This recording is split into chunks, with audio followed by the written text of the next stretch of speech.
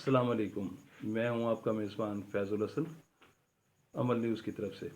अच्छा दोस्तों, आज जो है ना मैं आपके पास हाज़िर हुआ हूं क्योंकि टॉपिक्स तो बहुत सारे होते हैं, लेकिन आज एक ऐसा बर्निंग इश्यू मैं आपके सामने लाया हूं, जो हमारे मुआशरे का इंतहाई अहम इश्यू है। और मैं समझता हूं कि इस पे मैं आपसे बात भी करूं, आपसे शेयर भी करूं, आपसे रिक्वेस्ट भी करूं कि आप इस बात को शेयर करें।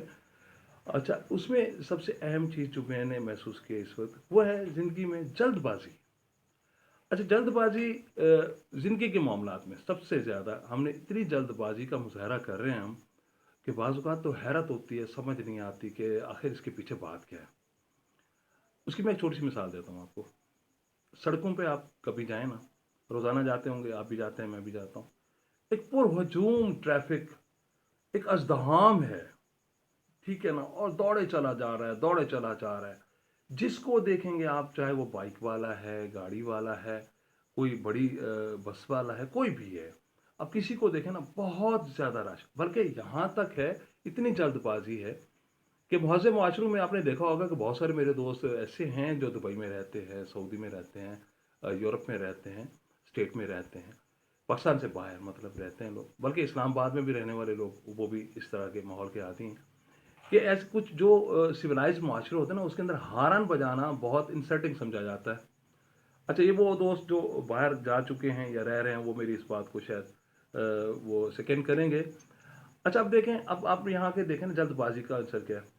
आप कोई बुजुर्ग आदमी गुजरा ना रोड के सामने से, आप कभी नहीं देखेंगे कि उस बुजुर्ग के लिए कोई बंदा ब्रेक मार दे या चंद लम्हे के लिए स्पीड को स्लो कर दे, बल्कि उल्टा हॉर्न बजाएगा। कोई ख़वातीन गुज़र रही हैं, उस पे भी हॉर्न बजाएगा, बच्चे गुज़र रहे हैं, उस पे भी हॉर्न बजाएगा। समझ नहीं आती कि भई हम किस तरफ जा रहे हैं। अच्छा, बहुत ज़्यादा अगर वो सिविलाइज़्ड हो गया ना, अपने आप को सिविलाइज़ समझ रहा है, तो वो कोना पकड़ के साइड में से निकल जाएगा। हैरत होती है कि भई ये मतलब कि किस तरह की ये मैसेज कहाँ जा रहा है। अच्छा, अब इसमें आप ये देखें कि एक ख़ास चीज़ जो हम मुसलमानों में सबसे ज़्यादा इम्पोर्टेंट समझी जाती है, वो है नमाज़।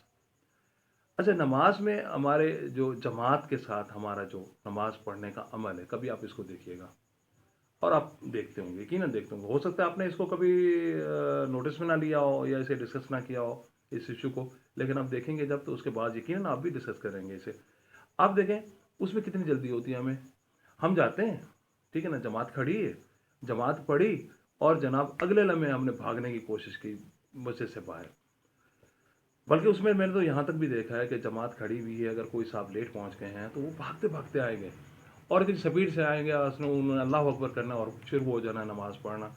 कोई नहीं पता कि वो रुकू में है, सजूद में है, जैसे भी। इसके लिए हुक्म क्या दिया गया है? हुक्म ये है कि आराम से, ठहर के, बावकार तरीके से जाएँ। अल्लाह की बारगाह में पेश हो रहे हैं आप। उसके कुछ तरीक़ेकार होते हैं, उसके कुछ मैनर्स होते हैं। लेकिन वो नहीं ना, क्योंकि हमारे दिमाग के अंदर वो जल्दी घुसी हुई है ना। अब उस जल्दी को मैंने एक दिन देखा कि भैया जल्दी है क्यों? मैंने इस पे बड़ा सोचा। दोस्तों के साथ हमारी गपशप रहती है, उनके साथ बैठ के इससे डिबेट की। तो उसमें जो सबसे अहम चीज़ समझ आई ना, वो मुझे तो एक बात समझ आई कि हम अल्लाह के ऊपर यकीन से बहुत पीछे होते जा रहे हैं। क्योंकि हमने फ़ौरन मस्जिद छोड़नी है ना, जमात के बाद फ़ौरन मस्जिद छोड़नी है, 5 मिनट के अंदर जनाब बस। अगर कहीं हम दुकानदार हैं, कहीं ऑफ़िस होल्डर हैं, कुछ हैं, तो हमने कहते हैं बस जी रुकें 5 मिनट, अभी मैं आया। तो हमने एक वो प्रैक्टिस बना रखी है आदत के तौर पे, तो हम वापस किस लिए आते हैं कि दुनियावी मामलात की तरफ भागते हैं।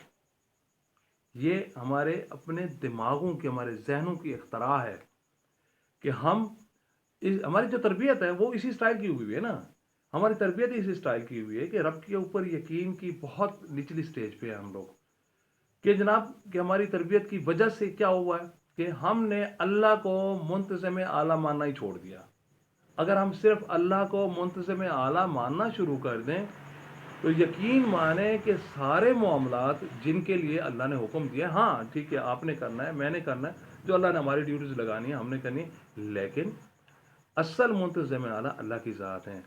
हम जिस भागम दौड़ में जल्दबाजी कर रहे हैं और उस जल्दबाजी के पीछे आंसर क्या है, मैं आज आपको छोटी सी मिसाल देता हूँ समझाने के लिए। ये देखें, जवानी है ना आपकी, जवान है आप, ठीक है, आप बहुत एनर्जेटिक हैं, आपके आसाब बहुत मजबूत हैं, और इसलिए आप बहुत जल्दी जल्दी सारा काम निपटा लेते हैं और ये समझते हैं कि मैंने कर दिया, है ना? यही है ना, दिमाग के अंदर तो ये इख्तरा बनी हुई है ना कि मैंने किया। अब ये आपके ज़हन की इख्तरा है, ये आपने नहीं किया। क्यों? उसकी इस मिसाल मैं आपको आगे समझा देता हूँ। अच्छा, जब आप 50 प्लस होते हैं या 60 प्लस होते हैं, आप बूढ़े हो जाते हैं, आपके असाब कमज़ोर हो जाते हैं, बीमार हो जाते हैं, उस वक़्त मुझे बताइए आपकी जल्दी कहाँ चली जाती है? अच्छा, उस वक़्त के जो मामला, जो वो बुढ़ापे के मामलात, इस दहलीज पे जब आप पहुँचते हो, तो उस वक़्त के मामलात आपके कौन हैंडल कर रहा होता है? अल्लाह की ज़ात हैंडल कर रही होती है। अल्लाह ने ही सारे मामला सँभाले हुए होते हैं। आपकी खैर की तरफ जो बाकी ज़िंदगी गुज़रती है, वो रब भी करता है ना। अगर आपकी जल्दबाज़ी ना होने की वजह से आपके मामलात फ़हमीद हैं, तो साबित ये हुआ कि आपकी जवानी में जो आपकी जल्दबाज़ी है, वो गलत है। ठीक है ना? वो आपके ज़हन की इख्तरा है, उसको दिमाग को आप बंदा दुरुस्त कर ले। और एक और चीज़ भी मैं आपको बताऊँ कि हम लोग समझते हैं कि मैं ये समझूँगा या कुछ और दोस्त ये समझेंगे, मैं हूँ तो सब कुछ है। हालाँकि ऐसा कतई कुछ नहीं है। मैं आज हूँ, ठीक है। अगर मैं आज चला जाऊँ, ये मामलात वैसे के वैसे भाई चलते रहेंगे। आप चले जाओगे, मामलात एज़ यूजुअल चलते रहेंगे।